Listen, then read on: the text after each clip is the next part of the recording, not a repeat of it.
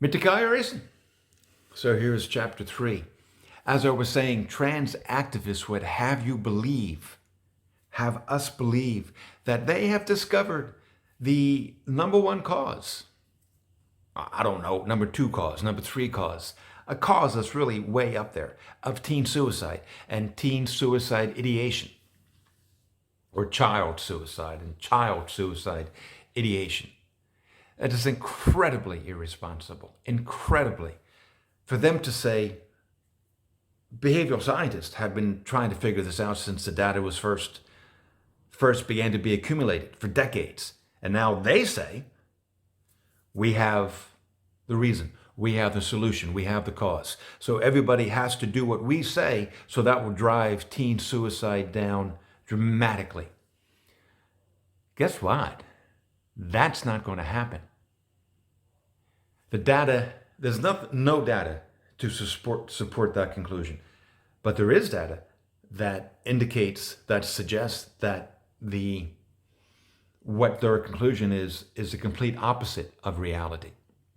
Because teen suicide would have been higher, say back in my day, when homosexuals were seen with contempt back in those days. Transsexuals were not even on anyone's radar, except for other transsexuals and people who actually believed in that cause. It was a very small percentage of Americans who actually recognized the worth and actually supported it, whether you be transsexual or not. So transsexual activists make the claim that people have been wanting to proclaim and embrace their gender identities for decades, for the history of the world.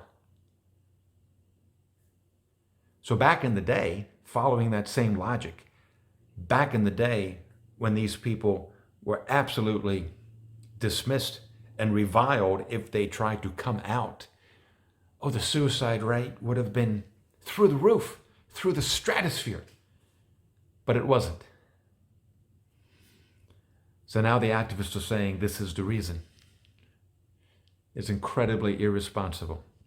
And when they find out that this doesn't bring down teen suicide, then what sort of ridiculous claims are they going to make? There are people who have transitioned and who regret it. And if even one person has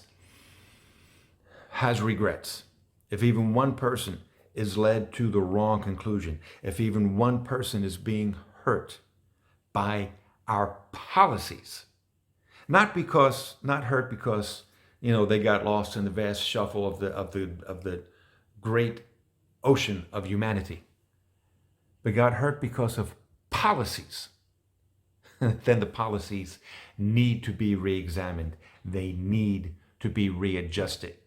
That is compassion. That is love. And so many people who are being hurt by these policies, who now they have to see, say, genitalia of the other biological sex in the locker rooms, and they have to see records shattered, and their own contributions to their own sports teams or whatever it may be, their teams or groups or organizations reduced and diminished because someone comes along that is biologically of the other sex. And if any objection is raised, that's hate. That's not hate. That's saying, wait a minute, let's think this thing through. Especially after centuries of policies in this country and other countries around the globe that said seeing the other person's genitalia is abusive. And having people from other biological persons of other biological orientations come into your competitions and compete with you. For centuries, we've been saying that's abusive. And now suddenly it's not. I mean, forcibly and aggressively, it's not. And if you object, then you are a person of hate. That's absurd. That is morally irresponsible. And we go further down this rabbit hole. So if anyone, a black man, comes along and says, the reason that I am so angry and so frustrated, and the reason I don't have a good job, and the reason I don't have what I want in my life is your fault. Again, without credible evidence. We can and should look at historical injustices. But history isn't just 100 years ago or 50 years ago. History is last year. It's actually even last week. It's actually even yesterday.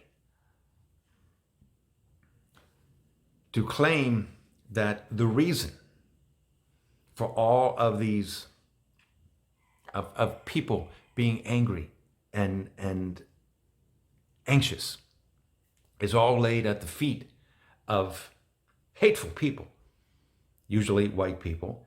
And if somebody who is black or brown or yellow and has the same beliefs, then that's called, well, you're just acting right. You're just acting white too. That's proximity to whiteness. That is white supremacy. Even if you're of a different color, of a different culture. That is not taking a look at everything around us, taking a look at all these different factors, taking a look at consequences, taking a look at what can actually empower people and help them to realize the grace and beauty within. If we don't do that, we are not loving. We are not being compassionate. We are not helping this world. A very long time ago, I said that I made the proclamation that the reason for school shootings was us, because we teach people to be enraged and we teach people to be anxious. And I said it's going to get worse. Lo and behold, it has. And now humanity is being diminished. We are being called worthless. And now so many of us are rushing toward artificial intelligence to try to, supposed to make us better, but is actually replacing humanity, replacing our values, our love, our drive, our perspectives. And it's going to get worse unless we recognize this. I guess I've covered a lot, but I'm going to go. Thanks for your time. Leave me some comments. Don't tell me I'm filled with hate, because I'm not. Peace, 4 fingers. Be good to yourselves, and thus be good to the world.